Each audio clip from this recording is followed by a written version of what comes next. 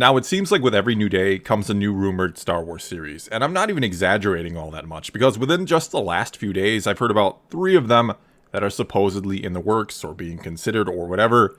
And before I briefly even talk about them, let me just say what you're probably already thinking or already know, that there's a good chance that there's no truth to any of these rumors. Because even though I do think we are going to be getting plenty of new Star Wars shows on Disney Plus in the not too distant future, for reasons I'll discuss in a moment, the whole thing is becoming like The Boy Who Cried Wolf, that we just hear so many rumors about so many different possibilities that it's hard to take any of them seriously anymore, even when they do actually come from a credible source or sound legit or like good ideas for a series. And it really has me wondering what's even going on, or who's playing who, or trying to play who, I guess. Are the people reporting all these rumors actually getting their information from what they think is a truly credible or reliable source that's connected to Lucasfilm, but that's actually not? Or are they really getting insider information to some degree? The sources are real, but it's actually just Lucasfilm floating ideas out there to get fan reactions before committing to anything. Or is it maybe just people making stuff up entirely in order to get some clicks and views on an article or video? Or could it even be people trying to pull some type of reverse job here, where they think they'll come up with something that Lucasfilm will like, an idea that will be popular and fans will get behind, and it'll gain all sorts of buzz and traction, and then Lucasfilm will somehow take that idea and run with it? Anyway, whatever the case may be with all these rumored shows, it can't be denied that yes, we are going to be getting more shows than just the officially announced ones in the not too distant future, and likely a lot more, as I said before. And that's mainly because the world of entertainment is in a state of flux or transition right now, that even before the virus, there seemed to be a shift from the big screen to the small screen occurring. And that now here during the virus, the film industry is obviously in a state of limbo and losing a heck of a lot of money in the process. And it's impossible to know when or even if things will ever get back to normal for movies, especially when you consider how many theater chains are now on the verge of collapsing, and when you also consider Disney has recently come out and basically said streaming is their top priority going forward. Which all means, yes, there are no doubt a lot of discussions going on at Lucasfilm, or ideas being tossed around about what series should be developed, which leads me to believe, or at least hope, that those reporting these rumors think or strongly feel that they're credible, even though some of them, a lot of them, leave you scratching your head in disbelief, like the one that says, a Disney Plus series based off Star Wars Squadrons is coming. And sure, the story in the game is fine, and the new characters are okay. Honestly, we don't really get to know them all that well. But I just can't see that being a top idea for a new series, not when there are so many others that would no doubt be more popular and capture more attention, especially outside the fandom. Same goes for the rumored series where apparently Cara Dune and Bo-Katan will team up or something for reasons I guess that would be revealed in the upcoming second season of The Mandalorian.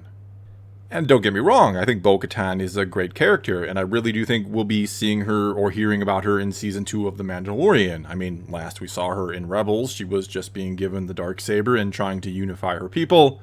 Now something called the Great Purge has happened, and Moff Gideon obviously has the Darksaber. So, of course, there's a story there. Something's gone horribly wrong, and if she's still alive, I'd have to imagine she's doing all she can to save her people. And since those people are Mandalorians, which is what our main character is, it seems obvious some type of convergence is possible or on the horizon. As for Cara Dune, well, so far so good. We learned the basics of her story in Season 1, and she's in there a fair amount, and so far I do like the character. And after another season of development, and if she meets up with Bo-Katan, for whatever reason, I guess it's possible this could lead to a spin-off series, and they even have said at Disney, or Bob Iger said actually, that that's basically the game plan, to spin things off from the shows to create new shows and possibly even movies with these characters. And really, I think that's the smartest thing they can do right now, build off the success of The Mandalorian, and I think they know that. I've laid out before in other videos how the sequel trilogy is being all but ignored, that no new content, be it books, comics, games, shows, or even toys, are being developed or created for it. It's just kind of being left to sit there after fan reaction to it was, shall we say, rather mixed. Whereas with The Mandalorian, it's been overwhelmingly, but not entirely positive, so again, it'd be wise to build off of that. However, does that mean building off it in the form of a show about Bo-Katan and Cara Dune? Well, there is the confirmed Leslie Headland series, which was said to be female-centric, and a show about these two would certainly fit the bill. but do they have enough combined appeal to really lure in an audience? Though I don't think we'll have the answer to that question until after we see what's done with them in Season 2 of The Mandalorian. Either way here, I don't know that it would generate as much excitement, or nearly as much excitement, as the third rumored series would, which is one about Darth Vader that would be set between episodes 3 and 4, and would include flashbacks to before Vader was put in the suit, and Hayden Christensen would be even reprising his role. Furthermore, Dr. Aphra would be a big part of the show, and for those who don't know, she's a character that debuted and has only been seen in the Marvel Star Wars comics thus far. And kind of like in those comics, she'd be working for Vader, but also looking out for herself and trying to stay alive, or not be killed by Vader, I should say. And as far as my thoughts on this one, well, honestly, I think it's only a matter of time before Lucasfilm uses Darth Vader again in something. He is the golden goose, after all. He'll always give. Anything they put him in is going to get major attention and is going to sell and be eaten up by almost all fans and non-fans.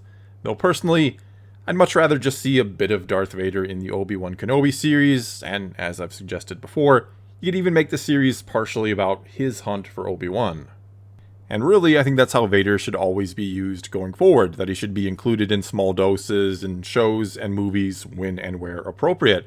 I just think that if he's used too much, if the whole show focuses on him, for example, he may start to lose a bit of that mystique. But who knows, maybe I'm dead wrong about that, or you completely disagree. Maybe a series about Darth Vader would be the best, coolest thing ever. And yes, I know some of you will point out that he's been used quite a bit in the recent Marvel comics, even getting 3 volumes of his own series, which have all been varying degrees of pretty good to great.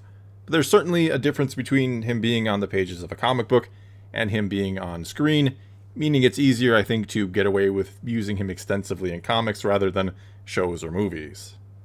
Either way, I do think it's a good idea, that's if he wants to return, to bring back Hayden Christensen to play Anakin at some point, or the Force Ghost of Anakin. Though again, I think the Obi-Wan series would be the best place for that, to see those two in flashbacks together, and maybe even with Ahsoka. But really, I'd just be happy to see him as Anakin again one way or another in something. Because him not being in the sequels as a Force Ghost was one of the more disappointing aspects of those films, which is really saying something. And so again here, and to kind of wrap this up, who knows if there's even a shred of truth to any of these rumors. I mean, like I basically said at the start, I'd be very skeptical, mainly because we just get so many rumors and there's no way all, or even most of them, are going to turn out to be right. That said though, I'm sure Disney and Lucasfilm are tossing around all kinds of ideas for shows and what to do next in general with Star Wars, and some of those ideas just might be getting out there. And I've speculated before that their ultimate goal is likely to almost always have a Star Wars series running on Disney+, be it animated or live action, or to have no large gaps in between shows or seasons, no more than a month or so. Which then means Star Wars fans won't be able to cancel their subscription, not if they want to stay up to date with everything, like many no doubt did as soon as Season 7 of the Clone Wars was done, because there's nothing else they care to watch on there. Though I'm guessing a lot of those people will soon be resubscribing for the return of The Mandalorian. Well, that's all I've got for you this time. Now it's your turn to tell me what you think. Do you believe any of these rumors? And one way or the other, how do you feel about Darth Vader possibly getting his own series? Would you be afraid he might get overused and lose that mystique? Or would you not worry about that and just be thrilled to get a show about him? Whatever the case may be, leave a comment below and let's talk some Star Wars. And until next time, thanks for watching.